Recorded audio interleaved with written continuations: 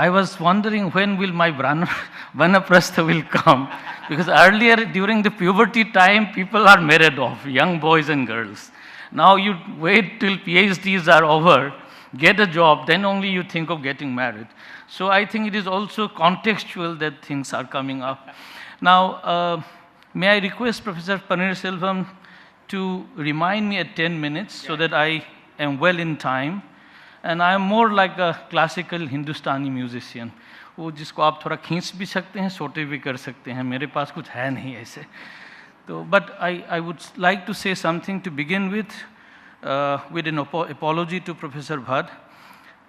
Good student, sir, is one who critiques his teacher. So let me try to begin by critiquing you, and then go ahead with. Otherwise, I will remain a chamcha of his. This question of the Indianness, please don't take that I come from the northeast, from the periphery, that is why I'm raising this. But there are some serious issues I thought I have. This question of what is called essentially Indian, or there is something called quote-unquote Indianness. I don't think this was a question for the ancient scholars like Adi Shankara or any other of this. This is basically a colonial time question, and we are subjects of this colonialism. And let me say this with lots of interesting anecdote. Let me begin from what Swamiji began, with the example he was giving of the Jewish settlement. But primarily what he was trying to say is, there are so many populations all across the world. This country was once, this is what the Greeks, the Turks, the Chinese, the Mughals, they all wanted to settle here. One can see the geographical, the climate, the fertility. It's place good to settle down. And they come, they settle. Now, this accommodative power of this country or this civilization, I would say, is the strength of this country, not in looking for some essence. I'll begin with, and I don't know, if you ask me what is that, I do not know. I can only give it through anecdote. Let me bring one anecdote which Professor J.N. Mohanty once said in Varanasi. He learned Sanskrit in Varanasi, he says, and then he says, this is the cultural, intellectual capital of this civilization. The Bauddhas, the Jainas, Nyayayikas, Advaitin of different varieties, Shaivites of different varieties will come. They all have mathas. Not that they like each other, mind you. They will do tarka, sit down, contest with one another. Argumentative Indian that it was. You are combating, coming and argumenting. It's like a football match, tournament in today's time, that somebody has, you have funding and the team comes, and then in groups, you have hotels, settlement, then you play, there is a playground, rules within which you argue.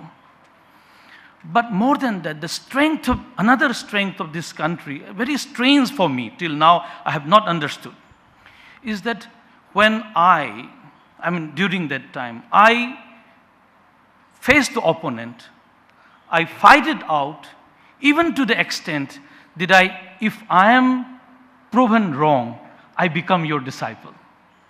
I leave my sampradaya and join yours.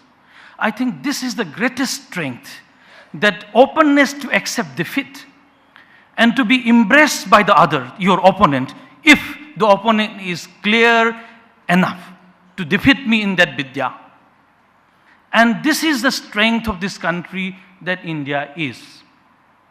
The problem today is of essentializing and clinging on, because I think somewhere down the line, 1835, Macaulay's great changes that has given in the education system, perhaps from that point in time, this self-confidence is something that has been slowly being withered out, and that is being reflected in colonial self. I will go to what Bhatt Sahab was raising today is not the first one. He is not the first one. One of the first ones, I will give two names. One is Sri Aurobindo, another is I would say Bankim Chandra Chattopadhyay. Sri Aurobindo's writings, if you see in the foundations of Indian culture, is addressed to the Indians with a purpose. In the introduction itself, he writes that whatever the West has, we all have. I don't think he is doing that when he is writing Savitri. I don't think he is doing that when he is writing Life Divine. But a particular context in which he is addressing to the people that, see, we have it. Unlike Swami Vivekananda, who would like to take scientific temper from the West and spirituality from the East. But I think, unlike Swamiji, I had been a student of Ramakrishna Mission, so I have some confidence to say that in Sri Aurobindo, this nationalist ethos and asserting of the Indianness as a part of the national struggle was the core of bringing out certain worldview of this kind. We today talk about Bankim Chandra Chattopadhyay, Bande Mataram, but he is also one who says India does not have a history, we must have one. Little did Bankim Chandra Chattopadhyay realize, and this is from my experience of working where Bhatt was also there, Professor D.P. Chattopadhyay's project on history of science, philosophy and culture in Indian civilization, which says that we need not look for only Indian history, but history's equivalence we have had it in what you call itihasa. And we don't have to be shy of not accepting that and saying that unless we have history of chronologically narrating the events, oh, we don't have it, we don't have the civilization, we don't have the knowledge, we don't have the modernism. This is also Bankim Chandra. So all that I'm submitting here is that this idea of what you call Indianness is a plight, a dilemma that comes out of the colonial forces that has ruled this country, an assertion that Indians, intellectuals, the seers, reformists came out with. This is what I would like to submit. Having said that, let me come from here to focus on the Indian philosophical scenario where in the university system, how we teach Indian philosophy, for instance. I have two grievances. I have not done Indian philosophy the way I should have done. One is that very quickly in the graduations we are taught there are 9 schools of Indian philosophy, 6 heterodox, 3 orthodox. Recently I have been more inclined towards Kashmiri Saivism, and Vigyan Bhairav I'm starting to read of Swami Lakshmanju. And I said this was never taught. And in fact, G.C. Pandey, late Professor G.C. Pandey once used to say in the informal discussion, the crux of Indian philosophy lies, Indian culture, intellectual tradition lies in Kashmiri Saivism. Maybe he is exaggerating. But the point I realize here is that we have privileged Vedanta so much. Professor Pappu and others are here. We have privileged Vedanta of a particular kind so much that many are sidelined. I mean, Advaita of a different variety where you don't talk about the body or that entity called metaphysical one, Atman, but something which is vibration, something which is an activity, has never been bothered to be discussed. And Professor Bhatt today talked about in the beginning of experience, and that experience is not the Western perception. This experience is not even the phenomenological experience. It has a very uniquely Indian in many ways, and we have not really bothered on that. This is why one grievance on even talking about Indian philosophy. Second is what I was a student of aesthetics, and we were only taught as if Natya Shastra is the only text on aesthetic theorizing. But what about the Sangam literature? What about Tenai, which is one of the richest 3rd century BC to 3rd century AD, within which the whole conception of the physical and the internal is so beautifully brought out as a part of aesthetic sensibility. And more I am growing, as I say, I am reaching 50s, I am looking at some of the indigenous philosophical traditions in the Northeast, within which, there is a concept called Anoy role, where it says life is movement. Dance is the only manifestation of life through movement. If you do not move, it leads to fixity, equivalent to death. So life and death is about movement and fixity. And this comes so close to what I see energy as movement in Kashmiri Saivism. So Tantra, for instance, is something we have not sufficiently looked into when we talk of Indian philosophical tradition. So with this, I will try to wind up by saying that unless we have this openness to discuss even about what is to be Indian philosophy, what is called Indianness, we get freezed. And I am not an essentialist. I am always afraid from the essentialist. I do believe there is a core and periphery. There is a core and periphery, but this core can become a periphery at one point. The periphery can become a core at one point. And that is the playfulness of the identity politics. That is the playfulness of knowledge. That is the playfulness of your own being. Unless we accept that, we freeze, we remain stagnant. And if we want this civilization, this country to remain, I think we should be this holistic, perhaps more in the broader sense. I do not know. I have not read the philosophy of Dada Bhagavan, so I cannot say anything. But if there is an openness to change, and with great courage which the saints and Mahatma and the Pandits were doing, that willing to even get defeated, accept the defeat, and yet continue with life. This is the greatness of Indian civilization. Thank you so much.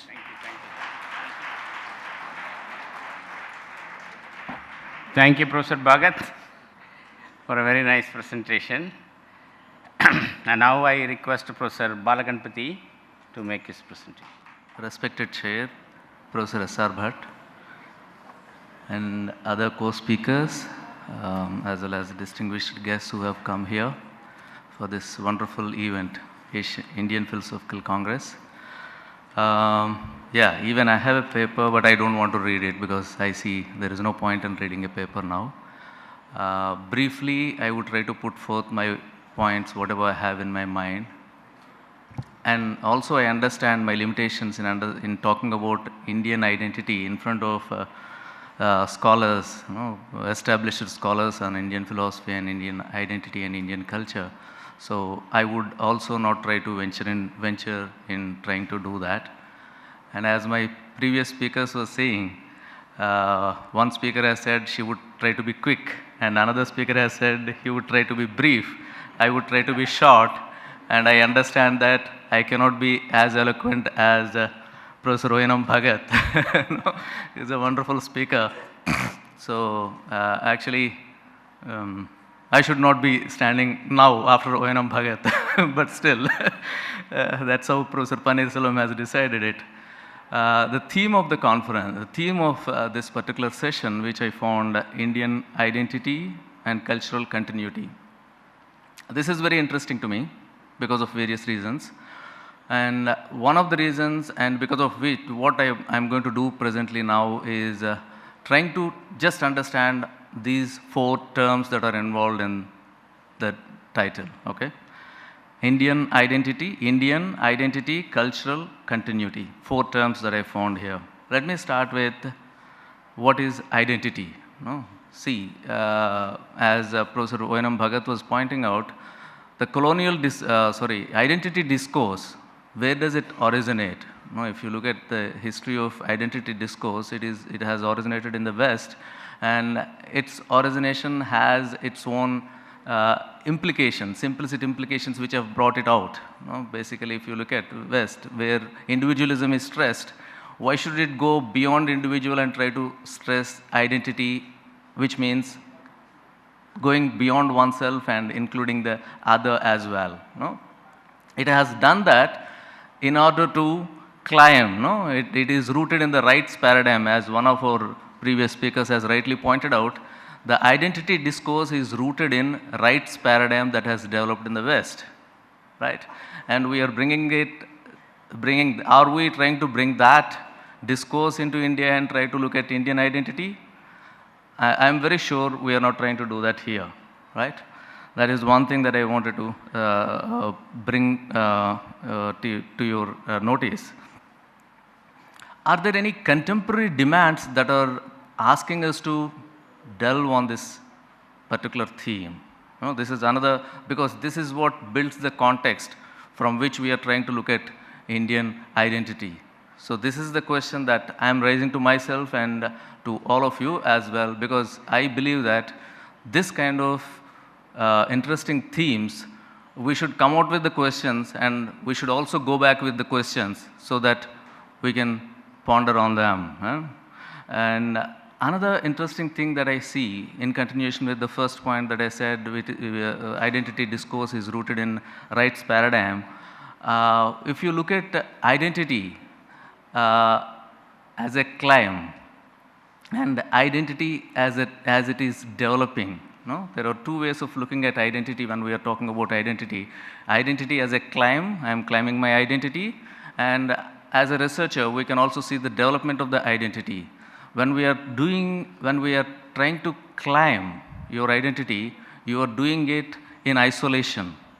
You are isolating your particular identity and then climbing it. But when you look at the development of the identity, what happens is no identity develops in an isolated manner. This was very well brought out by Amartya Sen's work, and Amartya Sen's work, Identity and Violence, where he says, isolated approach to identity is very dangerous. And you don't develop your identity in isolation. You don't develop your identity as a Hindu in isolation. You develop your identity of Hindu or as a teacher or as a father in a combination. Your identity as something is nurtured and continuously contributed by all other identities that you possess. So that is how no identity develops in isolation. Only when you claim identity, it becomes isolated. No, that is how you come into the rights paradigm. Having said that, the other point that we have to understand when we are talking about identity is it homogeneous? Most of the times, we tend to believe that when we are talking about identity, obviously we are talking about homogeneity. But no, it is also heterogeneity that brings the identity together. And if we accept identity to be heterogeneous, then the question is how far the heterogeneity can be accommodated within that. Now, this is another interesting thing that we have to discuss. Most important thing for me when I read the title is something like this. When I stress my identity, am I aspiring or trying to continue my identity as well? See, when I say I am somebody, am I also continuing my identity, continuing my culture, continuing my tradition? No? When I say I am so and so, an Indian or a Hindu or somebody, a teacher, am I also continuing my tradition along with me? No? Obviously, all of us would be continuing our tradition as well. As an instance, as a lived experience, when you're standing somewhere and saying that I am so and so, you're obviously continuing your tradition. You're trying to bring your tradition along with you. In that kind of a situation, the problem comes. There are two kinds of approaches within this particular discourse. Like some people see identity here in this kind of a discourse. Identity, some people see as burden. Okay? Identity as something that determines your course of action. Identity as something as a binding force. Okay? And there is quite contrasting approach as well. I'm not saying this is the only approach. There is a contrasting approach as well, which says that identity is a positive force. No? In fact, it facilitates the freedom. It doesn't constrain your possibilities. It in fact provides a lot of possibilities for you to continue and develop yourself. So these two are the approaches that exist within looking at identity as when I say I am so and so, right? if I am continuing my identity within that discourse, these two are the interesting aspects that we have to discuss. And I have a few more points, like I was just raising louder questions like, what identity are we referring to when we are talking about identity in this kind of a dichotomy? No? Are we referring to spiritual, social, cultural, religious, geographical, linguistics? Because all these identities are excessively stressed in the contemporary times. And we find that linguistic identity is stressed and it is also broken. It is not that each of these identities are stressed, each of these identities are further broken in the contemporary India. We see that in front of us. And also, as so one of our speakers was pointing out, identity in terms of nativeness, adaptiveness, political, and political I don't mean political party, but Indian is also a political geographical map. Migrant and immigrant, these identities have come into the picture. So what kind of identity are we referring to? And of course, Professor Bhatt has given a clarification in this regard in the beginning itself in his introductory remarks when he said we are in fact talking about a value-centered, not on the basis of birth or geographical territory, but it is a value-centered identity that we are referring to when we are talking about Indian identity, he said. But yeah, it needs further probing as well. And when we say, in fact, Professor Bhatt also has said, Indian identity is a demonstrative identity, he said. This is the word that you have used, so I have immediately noted it down. What is this demonstrative identity, and also what kind of conceptual? These are the things which are to be clarified when we are talking about Indian identity. Is it at the conceptual level, what do we mean by that, and historical level, are we taking from traditional sources, or are we trying to add something, or what is the context from which we are posing these? And obviously, standing in this kind of a platform and being, we have the wonderful host here whose philosophy is to propagate holistic kind of thinking and ways of living. Obviously, we all agree that there is something called holistic way of living, and even with regard to the identities, we have to look at the identity from a holistic perspective. But as Professor Pappu Ramarao has pointed out yesterday, what is this holistic way of living? Holistic way of thinking can be understood, holistic way of living can be living, what would be that? And wonderfully in the morning, Professor Bhatt has pointed out holistic way of, we have examples of holistic way of living in front of us in the history as well. He has wonderfully pointed out many instances where holistic way of living is possible. But even then, how do we practice it? How do we bring it in practice in our life is a very difficult thing. It needs a lot of practice and a difficult thing. We find two expressions here, identity and culture. Indian identity and cultural continuity, and how do we understand the relation between these two is also an interesting thing for me, which I have developed in my paper, but I don't want to go into that. I'll quickly come to my concluding part.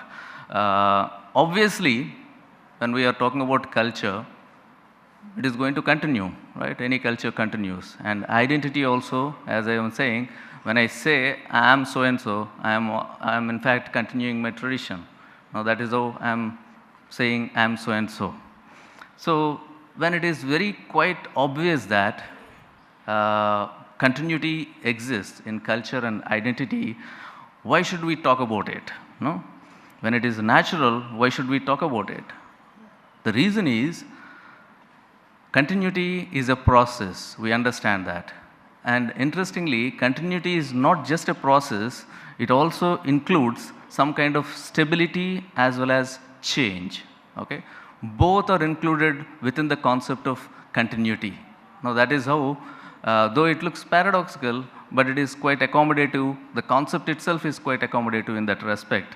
And I don't know whether we can really call it dialectical when I say stability and change, both of them go together, in a form of process.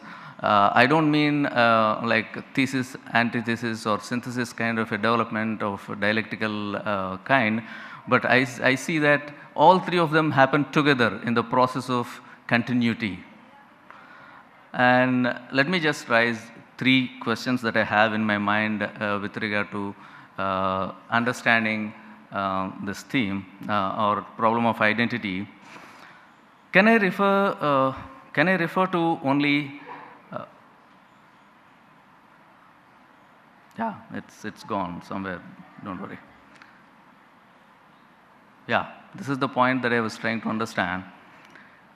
Can identity prompt us to stick to it or go beyond it? When I say I'm so and so, can my identity, whatever may be my identity, can my identity make me stick to my identity, or can it give a space where I can go beyond my identity? In fact, when I was listening to Professor Bhatt, he seemed to be saying that one can go beyond the identity as well. No, that possibility is there. That's what he was pointing out when he is talking about Indian identity.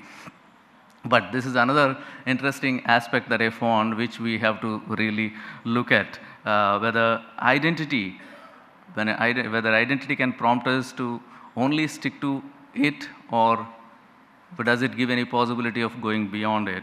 No? And also, yeah, when I am asserting my identity, this is another important one which is rooted in post-colonial discourse, which O.N.M. Bhagat was also referring to. Like, when I am asserting my identity, when I am saying that I am so and so, am I saying it for myself or am I saying it for the other? When I'm asserting my identity, am I asserting my identity for myself or for the other? No, this is where the distinction or the conflict or the discourse on essentialism and parochialism comes into existence. No, if I am asserting my identity for myself, then I'm talking to myself and trying to say that I am so and so. This has no problem at all, because assertion as individual, when I say I am Bala, I am not against anybody, right? That is how when I assert my identity, I am not against anybody. I am only stressing my identity.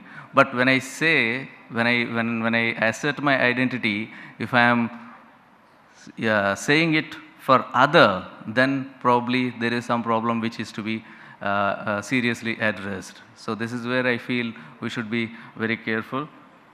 And yeah, thank you so much. These are my some of my thoughts. And I have a paper, I can share it with you. Thank you so much. Thank you, Dr. Balaganpati. Now we'll move on to Professor Aditya Gupta, young scholar.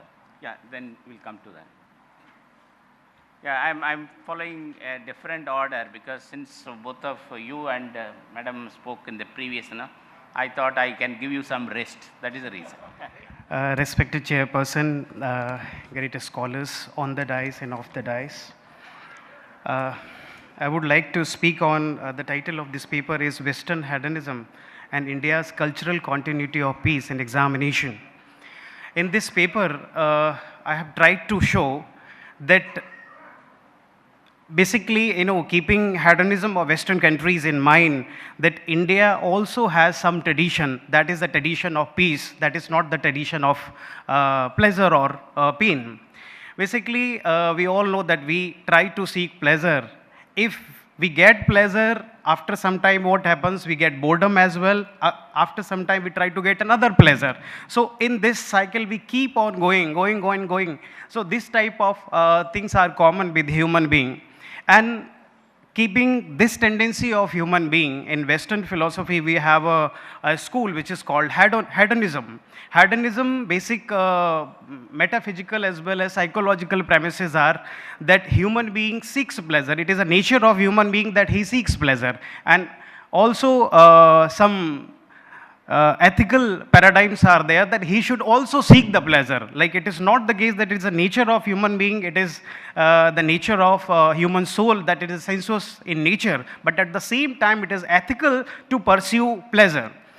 And here we find 2-3 distinctions, like quantitative hedonism and qualitative hedonism. We find Bentham, who focused mainly on quantitative aspect, that all pleasures are of same type, but quantities are different, and 7 points he has given, that on the basis of these 7 we can choose one in place of other.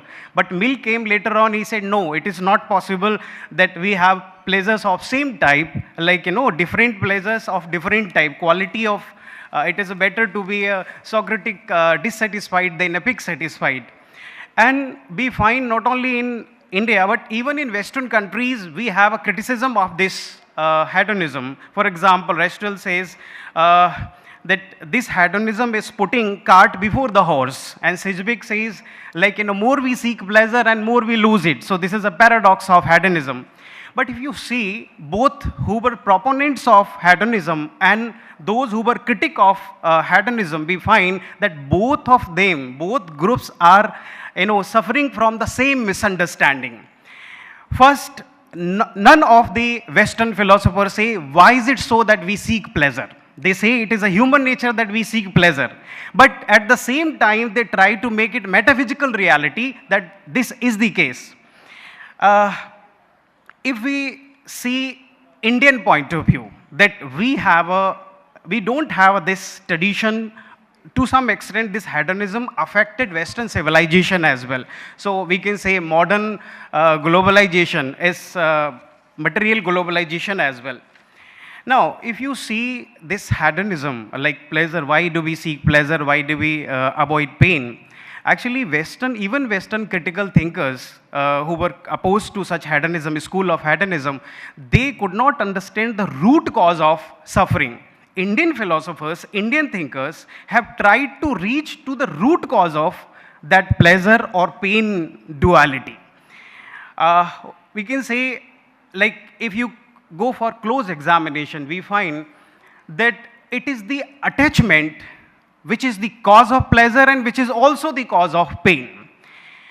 To the extent you are attached to somebody, some person, some object, to that extent, that person, that object, or that event is capable of giving you pleasure or pain. So basically, and the case is extended to even the case of death. How many of you weep when somebody dies in Eurasia?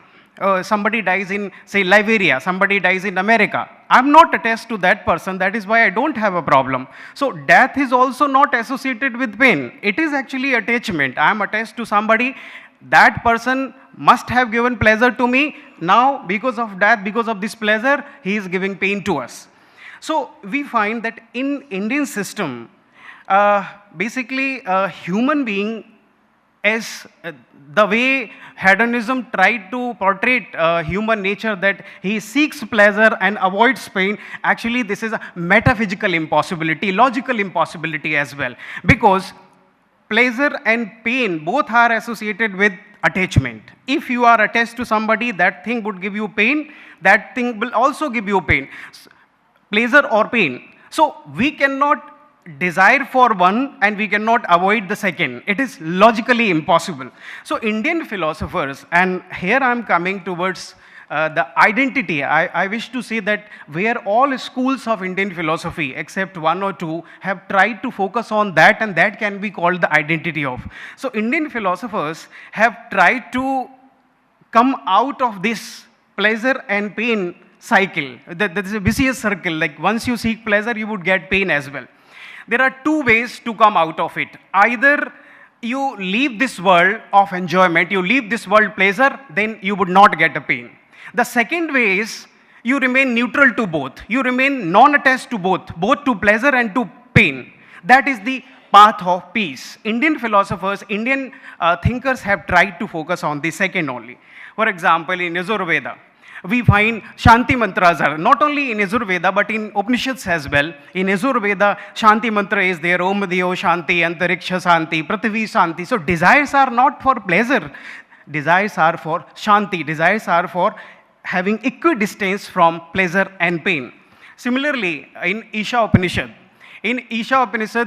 there is a one line, Tena Tyaktena Bhujjita, means if you have the capacity to renounce this pleasure as well, if you have the capacity to renounce pleasure as well, then you can enjoy this world. Otherwise, there is no possibility. If you are attached to this world, you cannot enjoy it. In Kathopanishad, Yam asked Nachiketa that in place of third boon, don't ask about death. In place of third boon, you take whatever you wish to take. You take thousands of cows, you take palaces, you take wonderful things, but don't ask this question. And what does Nachiketa replies? No, these are transitory things, these are sensuous things, these are not permanent. I will not seek the position of these things, rather I would seek that question which I want to ask. In Gita also Krishna says, Sukh Dukhe Same Kritva, have a equidistance from pleasure and pain. Don't get attached to anything like, Nishkam Karma concept is there. Not only in Gita, but even in Buddhism, if we see that Ashtangik Marg is there. Though he says that it is avidya, the root cause, but in this world, when we are in human body, it is a trishna, it is craving for desire, craving for pleasure, which is the root cause of suffering in this life. So, once you remove this trishna, you would remove all sufferings. In Jainism as well, we have 4 kasayas, Krodha, Lobh, Moh, Man. And these 4 kasayas are the root cause of all sufferings, all bondages. But if you focus on these 4 kasayas, here also attachment is working. If you do not get anything of your attachment, you get angry. If you are attached anything of your choice, you become proudful. So, similarly, we can associate greed. The object of attachment you try to get, this is a greed. So, behind these 4 kasayas also attachment is there. In Shankaracharya we find, though knowledge is the path, through knowledge you can get, but when he explains sadhana chatushtya, what is the second? Iha mutra phal bhog virag. Don't desire any pleasure, don't desire anything of your choice here or hereafter. This path is not for you if you wish to get liberation, if you wish to get something, if you wish to get any swarga or any object of desire in future, if you wish to, this path is not for you. So basically here we find that Indian philosophers have focused on the path of peace. And the nature of peace is not running away from this world. It is not pessimistic, because in pessimism, there can be confusion between the two, that if there is a peace out of negative things, for example, somebody is powerful and powerful person is a violent as well, out of fear of violence, all of us can be peaceful, but that is not a peace, because that is also having attachment with negative things. What would happen if he becomes violent?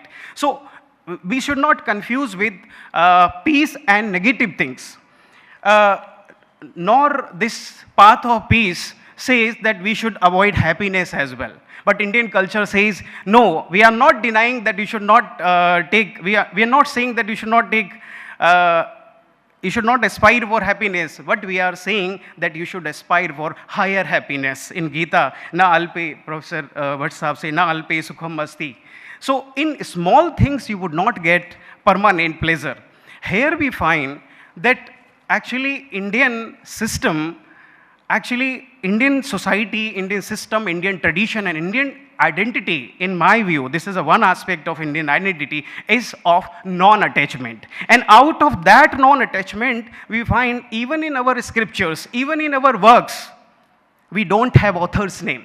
Our authors were not associated or attached with their work as well. That is why, Professor Bhagat sir, we did not have a recorded history.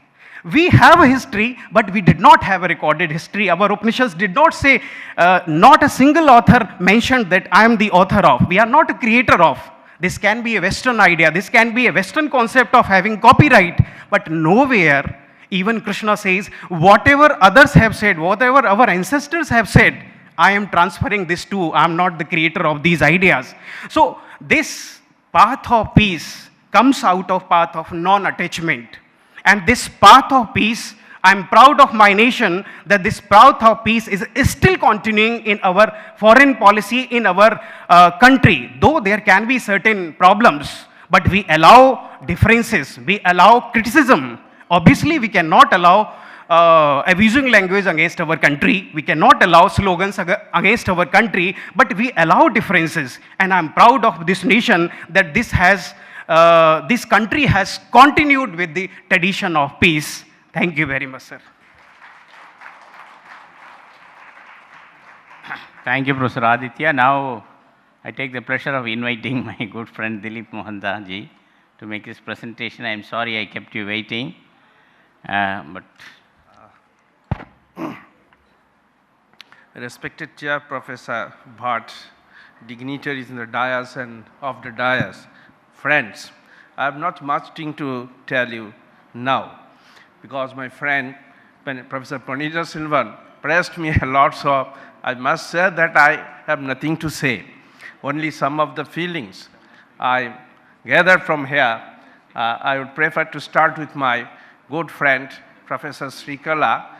She very politely posted a kind of objection. In philosopher, it is very important to raise objection. Then there is objection against Indian philosophical culture that it is rather dogmatic, not sufficiently rational. So, and she tried to give some rejoinder. I only developing the thesis from her. In the tradition, it is said, Yukti siddham bacha grajam baladavi sukhadapi yukti hinang bacha trejam viddhadapi sukhadapi. This is here in our tradition, our philosophical tradition. That's why the role of opposition in Indian philosophy is very important. And we have this Bhashya, Bhartika, Britti, Tika tradition. And also the one Brahma Sutra, there are so many commentaries. This is a clear example of pure rationality Indian culture cherished and nourished. Another point is the morality and spirituality.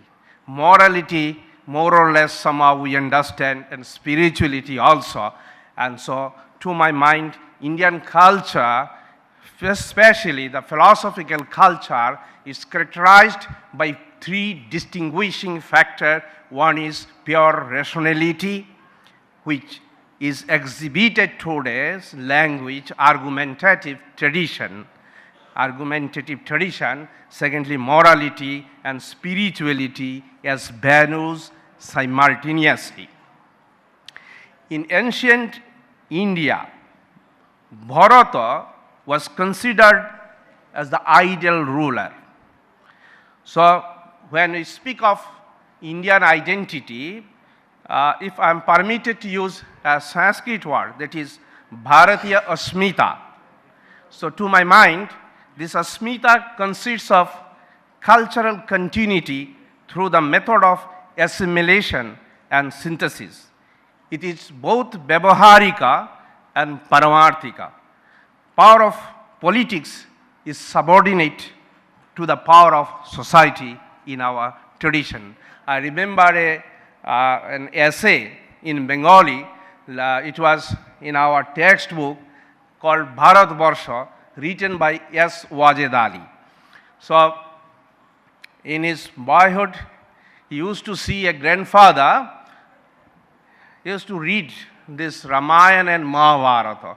So, after many years, he returned to the village, and again he sees some an old man is reading this. Then the conclusion is that সেই tradition সমানে চলেছে. So it is continuing in our tradition. This is in fact Bharatiya Asmita, a clear distinguishing feature of Indian cultural tradition. It is a continuation of the past, making room for the new through its inner integral capacity of assimilation and absorption. It is not based on any institutional religion, as sometimes it is wrongly identified. Rather, it is culture-based. Bharatiya identity, in its social aspect, as very fruitfully emphasized by Professor Raju, that it is duty-oriented, he used the term obligation, and not right-oriented. So it is not one-dimensional, it is multidimensional. Sahasra Shirsha. Bharata, popularly called India in English, stands for a nation, not by color or race or language. because Bharatiya identity is against aggressive racial egotism. Racial or color-based or linguistic nationalism is against all kinds of cooperative spirit. It is rather a nation by multifaceted culture dominated by three necessary cultural elements, as I said: rational analysis, morality, and spirituality. One who knows the truth knows the unity of all beings in spirit. The unity of spiritual philosophy addresses all through contradictions to creative synthesis. It is also often said that yes, historically, two opposite principles works in India's cultural dynamism: self-preservation and expansion. Here life moves in cadence of constant adjustment of opposites. It is a perpetual process of reconciliation of contradictions. In the words of Tagore, I don't want to translate it because I can't. Debe ar nebe melabe milibe jabe na fire ei bharoter mohamanober sagor tire. The sense is like roughly like this: give and take, assimilate and be assimilated in the seashore of the great humanity called Bharata. Today, we have to avoid the extreme positions adopted by some orthodox thinkers who try to justify the religious customs of institutional religions with the help of pseudo-scientific explanations and claim that all the recent discoveries and inventions of science were known to their respective scriptures. There are also claimers who are so much interested of Western civilization that they declare whatever is traditionally Indian is worthless. But the true spirit of Indian philosophy makes a person an worshipper of free thinking and openness, as correctly emphasized by my friend Professor Bhagat. It is at parity with the Rig Vedic aphorism, as I quoted earlier also: Anubhadra kratavu yantu vishrataha. Let noble thoughts come to us from different directions. It is necessary for the development of human science, philosophy, and culture. If there is no openness, the possibility of new development will be denied. In our own way of philosophizing, in the form of criticism, reflection on the past, as well as the contemporary developments in humanistic and scientific endeavors, we can inherit the past as well as claim freedom from the past. It is a living continuation of the integral tradition. No doubt, there are important aspects of Indian thought flourished through the Vedas and Upanishads, but today we should train ourselves as free from our total and blind obedience to scriptures. We cannot say what is old is necessarily gold and what is new is necessarily worthless. In this context, it is interesting to see what Pandit Deen Dayal Upadhyaya says about Bharatiya Asmita. It is a nation which does not propose an orthodox view of going back to, he used the word, 1,000 years. I quote him, because the flow of time cannot be reversed. India should be open to the West with a critical eye. In Bharatiya Sanskriti, life is considered as an integral whole. Unity, I quote again Pandit Upadhyaya, unity in diversity and the expression of unity in various forms has remained the central thought of Bharatiya culture, unquote. It is not uniformity, as clearly pointed out by Professor Bhatt in his preliminary address today. The principle of unity with diversity, as viewed by Pandit Upadhyaya, is important because only by coexistence no nation can spring. Many flowers put together without any inner bond cannot be called a garland. There should be some unitary inner thread. It is the principle of assimilation, the basis of which lies in Dharma. Without our national identity, our inner potentialities cannot be developed, and our political independence by itself is incapable of showing us the door of progress and happiness. The idea of removing all differences also making all people alike and arriving at a classless society is neither compatible with human nature nor conducive to human progress. It is futile to club people of different religions with diverse sets of values under the same religious homogeneity, nor should we ignore their potential contribution to the common good. With moving ahead, as I referred earlier also, like a flowing river with various tributaries, by connecting the freshness of present materialistic achievements with our ancient moral and spiritual values. Understanding of the past only by the orthodox way is deadly for human race. Today, therefore, it is necessary to get a proper mix of fresh knowledge and the light and the gift of science with culturally embedded traditional values. Of course, we inherit traditions, but the gradual uprising of our civilization and culture lies in adding to such traditions and going ahead. Bharatiya Asmita may be realized through our own thinking and conduct with values befitting to the age. Thank you so much.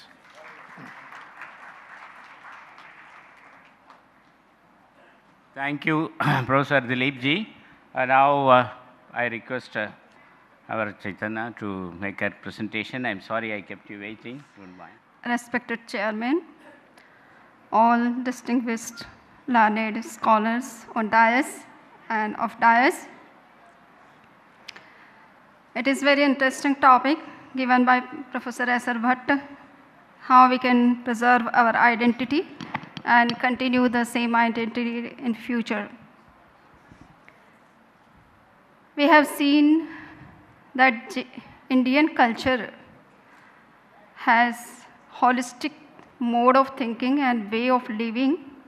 In that sense, there is no fear that we will lose our identity, even though there is a great storm of globalization and also interculturality.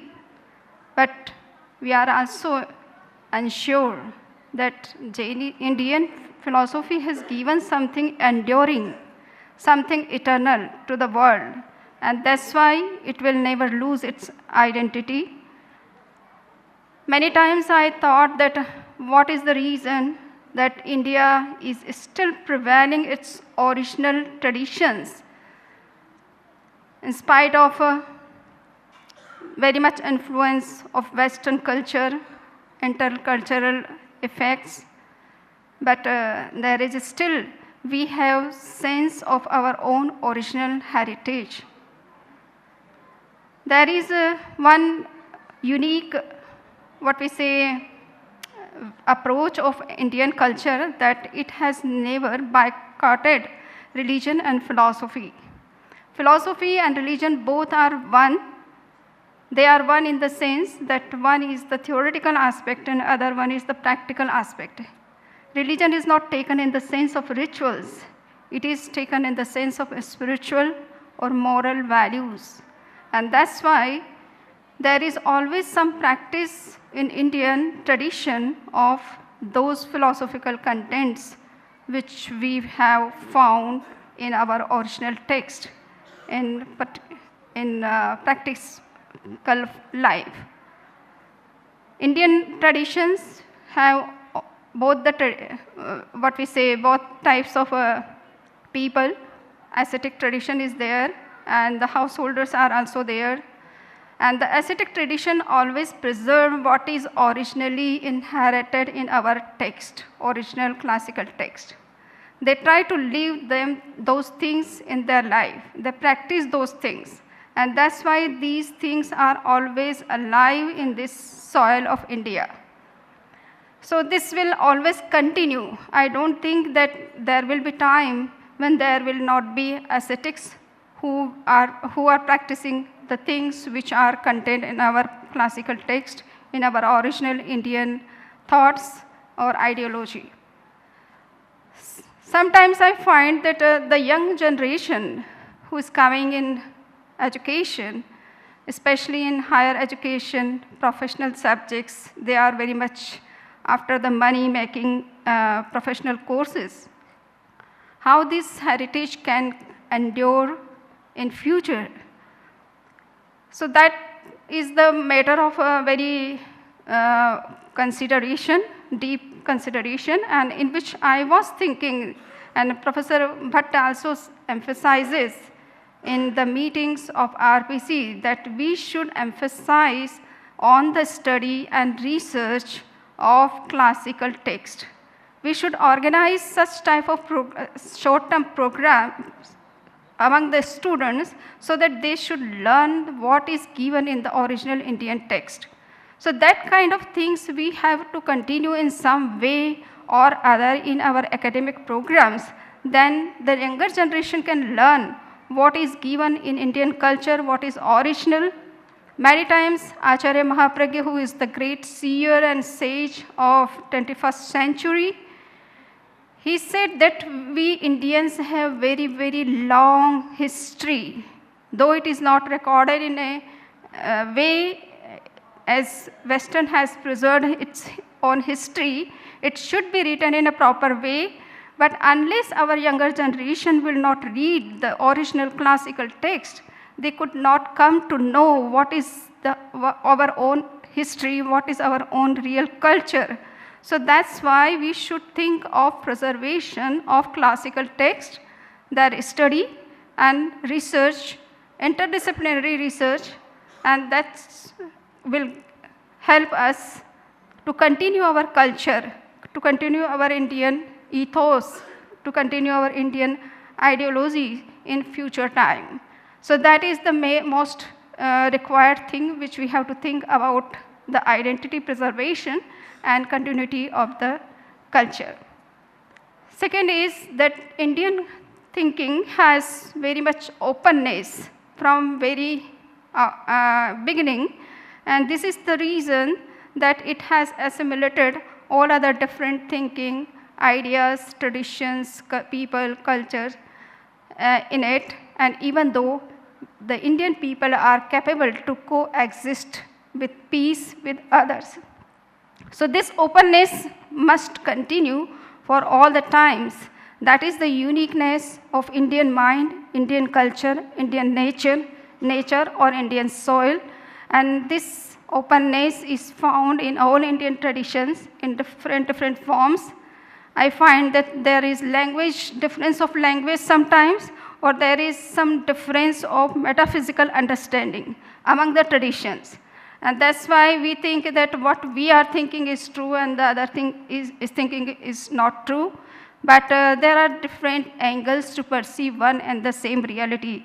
As Bhagavan Mahavir said, the truth is multidimensional. It is multi-layered. It must be seen from multi-perspectives. And all perspectives may be equally true. But we have to understand the other's position as we understand our position. I was very much astonished when I was reading Acharang, the first scripture of Jainas, and in the last chapter where the life of Mahavira is given, Mahavir says that we should try to understand other traditions. It is very open thinking which we find in Mahavira's statement. He says that we should read other traditions, other cultures, other values, other way of living to strengthen, to understand better our own position. So that is very good thing. I have seen that how he is assimilating or he is trying to widen our horizon of understanding about our own tradition by understanding others. So that is the uniqueness which we find in our Indian culture, in our Indian mind, or which is given especially by the enlightened souls like Mahavira, like Buddha, or Vedic rishis. So this is the thing, uniqueness of Indian philosophy. And the one professor already said that we should think of our modern educational policies, which is said as secular. In the name of secularity, we have taken out all the ethical, moral values from the education. And that has created very much big gap between our own culture and between our own younger generation. They could not come to know what are our moral values, what are our ethical values, because they are not being taught. So Acharya Mahapragya has given one new concept. He said that we should create wisdom world. He means by wisdom world that we should introduce ethical and spiritual values in each and every professional subjects, so that new generation can come to know that these are the values which we have to understand when we go into particular profession, particular job, and we have to follow at least those basic common values. So these are the basic things which we have to concentrate, and we have to focus on that, and we have to think of changing something which is lacking in present condition, in present system, and we have to aid what was good in the past. So this, yeah? Okay. So these are the things which I wanted to share, how we can preserve our identity and how we can continue our own culture, Indian culture in future time. Thank you very much. Thank you so much. Yeah. Now we will conclude this. Before that, I request Professor Pappu Garu to say one. You can come here, sir, please. From here I can say, we are all talking about the Indian identity. This is exactly the problem with which we are fighting, because in all the university departments in America, they are eliminating the word Indian. What we have got is South Asian religions expert, South Asian departments. So the role of India, we are all fighting a losing battle. So we are here talking about what is Indian identity. Forget about it. When you come to America, there is no more Indian identity. We only have South Asian identity. And books are coming like that. Have you seen a book called, just A.L. Basham has The Wonder That Was India, right? Now we have got a book there, The Wonder That Was Pakistan, 2,500 years of history. That's all being read, in some of the South Asian studies departments. And a couple of other points I would like to make quickly. One is, to answer your question, the question of the Indian identity, why we have raised this problem is not because so much of the Western influences, the British have left a legacy and so on.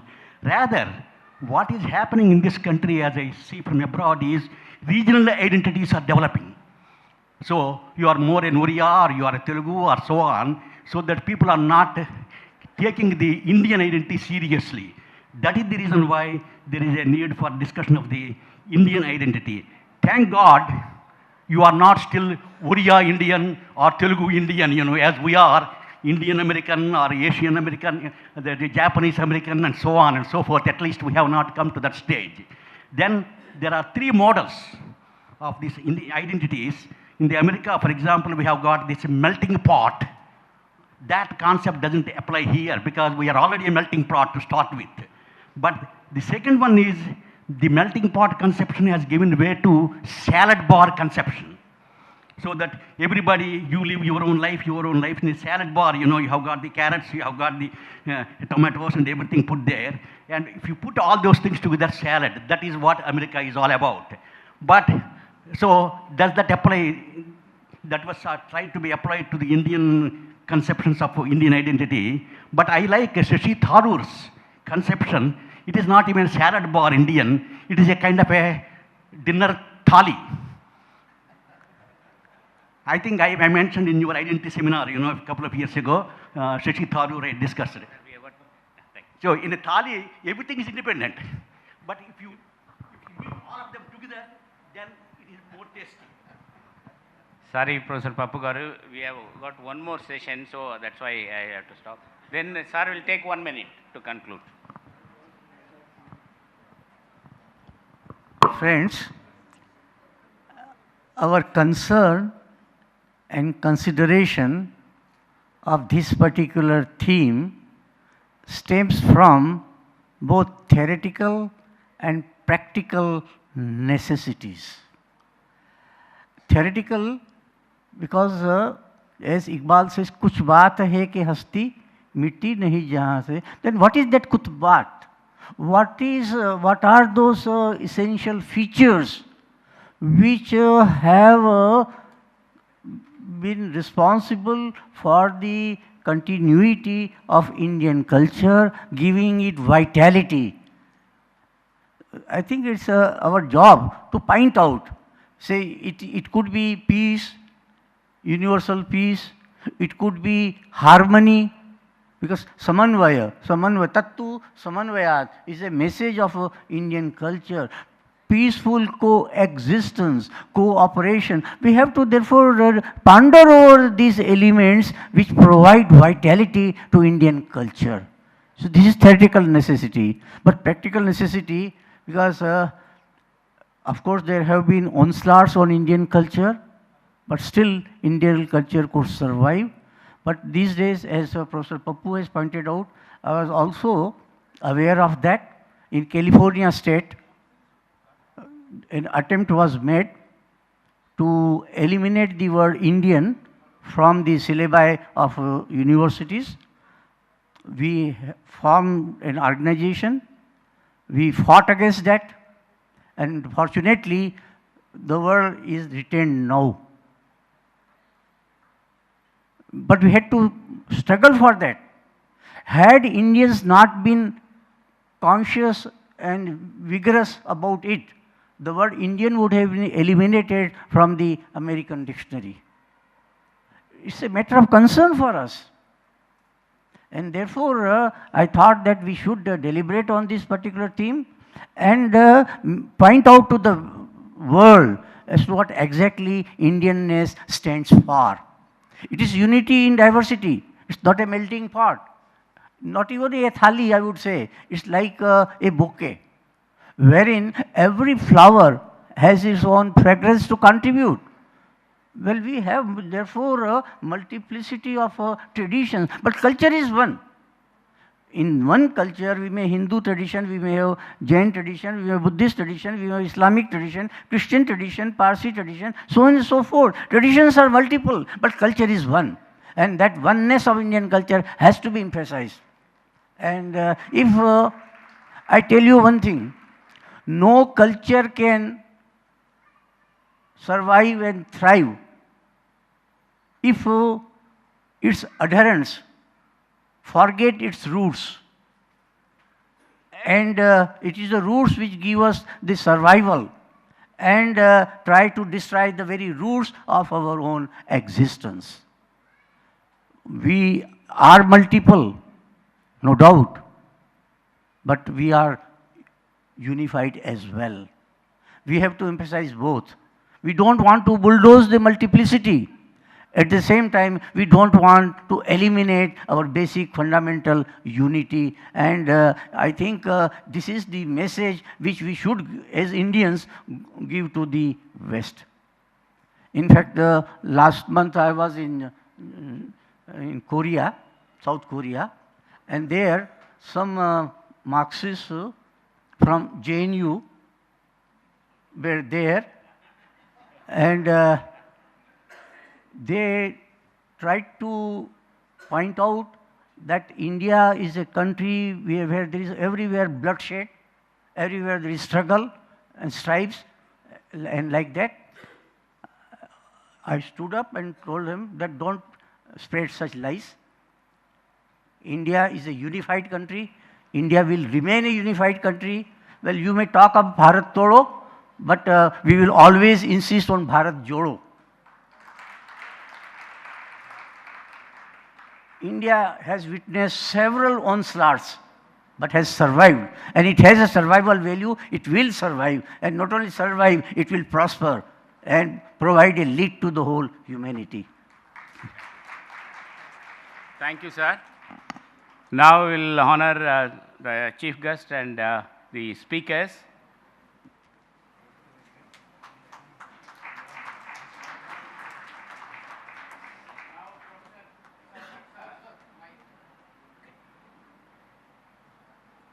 But sir would honor the speakers.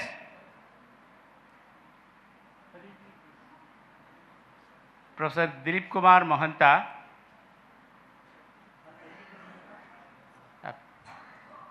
Please.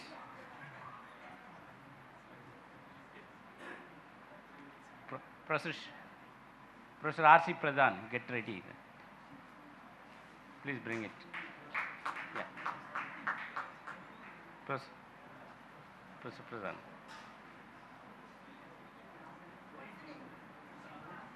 Yeah, jaldi. Yeah, Professor R.C. Pradhan, you just bring it, I will tell the name. You bring one by one. Professor Pradhan will be honored by our chair. Then Professor Samini Chaitanya Prajna will be honored by Professor Bhatt. Please come.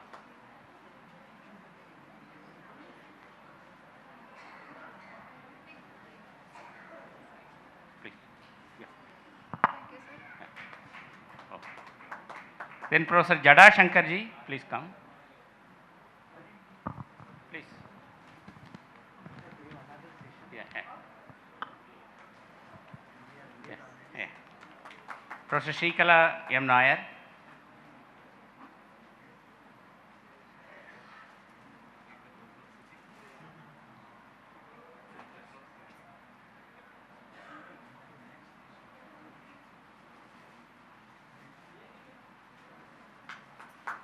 Professor Bhagat Onim.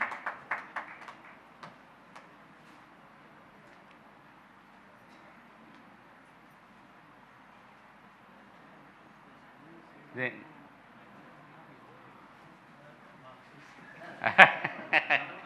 Professor Balaganpati for me.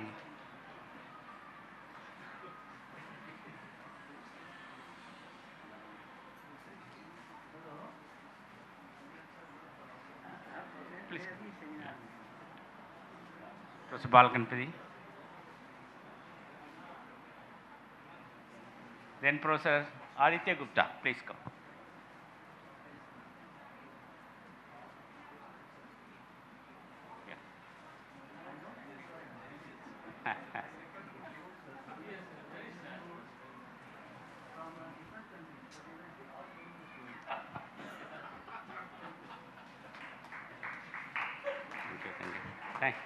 Thank you, sir.